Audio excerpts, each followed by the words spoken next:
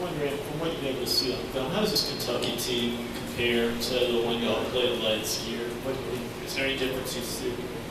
Really just, it's really, just a really different scheme overall. You know, last year they were a really big spread team. You know, really engaged with Patrick Toles well.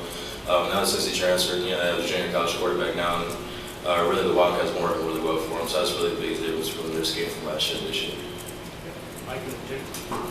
Coach Jones was asked about Kongbo earlier, talking about things he needed to do with buying more into team, things like that. I know that Coach Shuka said, you know, you're one of the more vocal guys. What do you say to a guy like Kongbo that maybe came here to play defensive end and now he's having to play inside? Really just guys have to embrace their role. You know, he's a guy that comes to work every day, you know, works as hard as possible. It's really just his mental aspect, you know, how he approaches the situation. But, you know, as guys, as far as his work, you know, the work he puts in, you know, I'm proud of him as a teammate. He just really has to do the little things. Darrin, what impresses you about Kentucky's run game, and also what makes their Wildcat package so difficult to defend? They have great balance between their both running backs. Number 18 and 26, they really do a great job of complementing each other. You know, both downhill runners, but they both, you know, what defenses provide, they provide a lot of vertical seams, and they take advantage of it very well. So it's really, our defense has to be consistent every down, you know, that we play against them. In the Wildcat? Yes. Playing against the Wildcat. Yeah, how about the problems that presents? The problems, you know, it's definitely, you know, when you take the quarterback out, it provides mismatch problems, of course. Because, you know, they line up in 12 personnel, 11 personnel a lot, you know, so it's definitely, you know, provides challenges for your defense. Andy? And then Patrick? Darrin, your hair game's pretty strong today. When's the last time you cut your hair? And how do you get a helmet off with a fro? Last time I cut my hair was July. I don't really know exactly how I get it. The helmet just kind of mushes down and pops back up. So, yeah. I don't know how to follow that one up. Darrin, you've been back 2 games now. I know you didn't get the full workload on last week, but do you feel like you're fully back? Yeah. From a mental standpoint, I feel like I've, you know, grown a lot in these last 2 weeks from my game against South Carolina.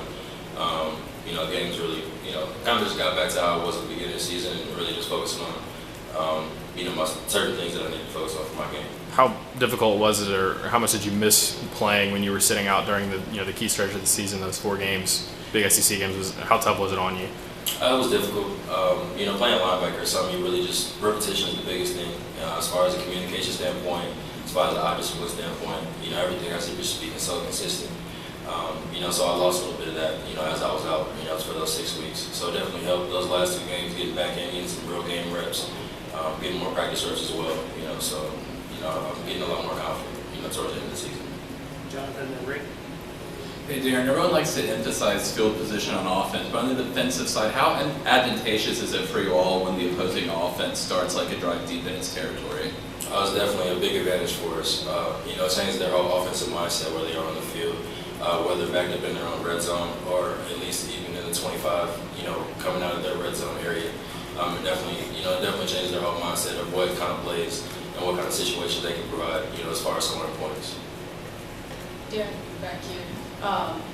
Talking about guys, you know, especially defensively with all the injuries, having to move around, move positions. How hard is that to do this late in the season to try to transition it? And just what have you seen from them in taking on that challenge and trying to do the best for the team? Well, it provides a challenge for those individuals.